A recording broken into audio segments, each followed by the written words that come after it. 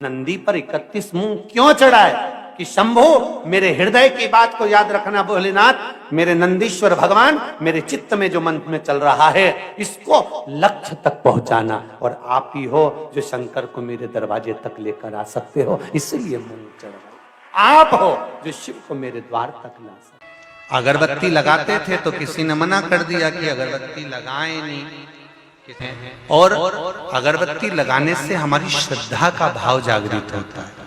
कितनी अगरबत्ती लगाते हैं अपन? अपने यहाँ कभी एक अगरबत्ती लगाने का नहीं बोला, अपने हमेशा लगाते हैं या तो 2 या 4।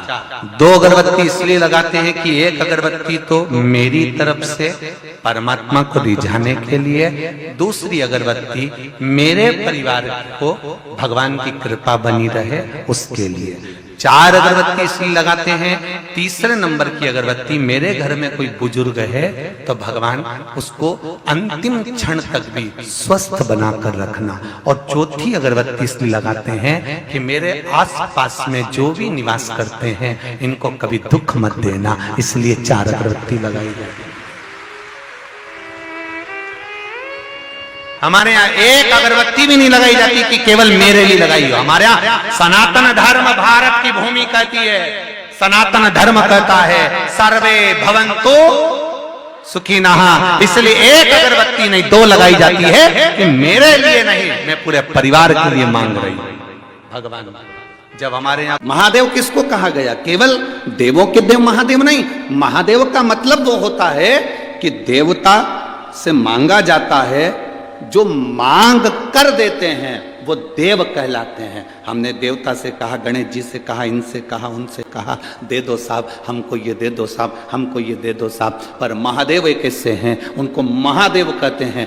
मांग कर दे वो देव, और जो बिना मांगे दे देता है उसके दरवाजे पर जाने पर दे देता है वो महादेव। छठ के दिन चाहे अंधेरी की छठ हो चाहे उजाले की छठ हो, किसी भी छठ के दिन अगर षडानंद कार्तिकेय जी महाराज का नाम लेकर 6 बेलपत्र और उस 6 बेलपत्र पर 6 दुर्वा,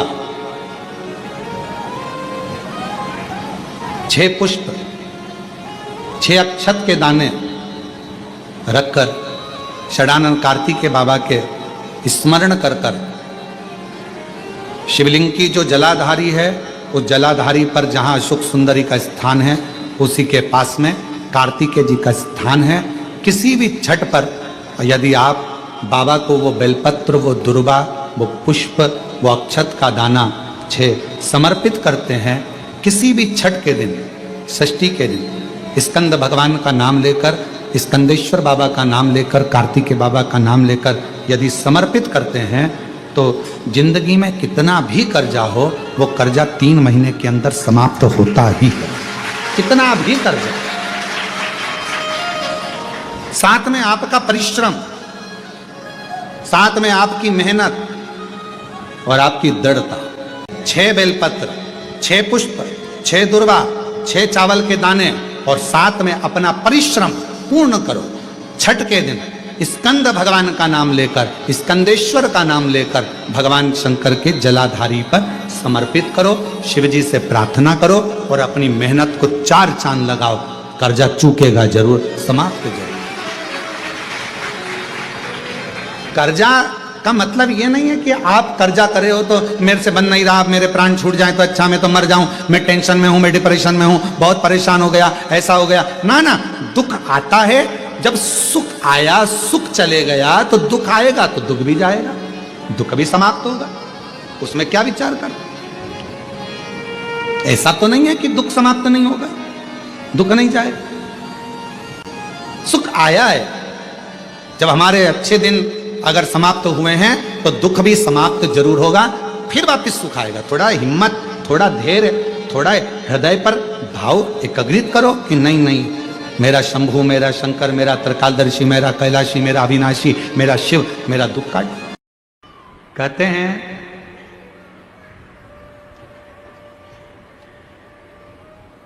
जब व्यक्ति के जीवन में कोई राह नहीं सूझ रही हो, कोई मार्ग नहीं मिल रहा हो, तब ये शिवलिंग है, जरा समझिएगा। एलईडी पर आपको दिखाया जा रहा है। मान लो ये शिवलिंग है, ये जलाधार है। ये जल यहां चढ़ाते हो तो वो पानी बहकर इधर आता है, जल बहकर इधर आता है। मान लो कोई राह नहीं दिख रही हो, आपको लग रहा है कि मैं बहुत फंस चुके हूं और निकल नहीं पा रहा हूं, मार्ग नहीं मिल रहा। थोड़ा सा लाल चंदन जहां ये जल बहता है, इसके दोनों ओर, इधर गणपति इधर कार्तिक है, थोड़ा थोड़ा लाल चंदन दोनों जगह पर लगाना प्रारंभ करो और उत्तर की ओर मुख कर कर दक्षिण में खड़े होकर शिव जी को जल चढ़ाना प्रारंभ करो। 3 या 4 दिन तक आपने अगर दोनों जगह पर चंदन लगाकर दक्षिण में खड़े होकर उत्तर की ओर मुख कर कर भगवान के शिवलिंग पर जल चढ़ाया, पहले लगाना चंदन दोनों ओर लाल और फिर जल चढ़ाना। 3 से 4 दिन में स्वयं मेरा भोले बाबा आपको मार्ग निश्चित कर देगा और रास्ते क्लियर कर देगा। ज्यादा दिन नहीं, 3-4 दिन। पृथ्वी पर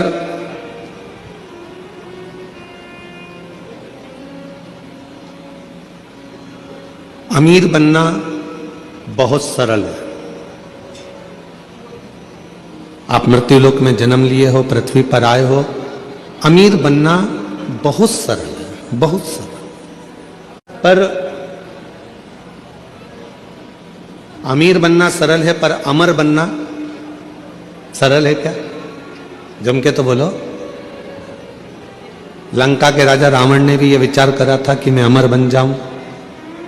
कंस ने भी यह विचार करा था कि मैं अमर बन जाऊं।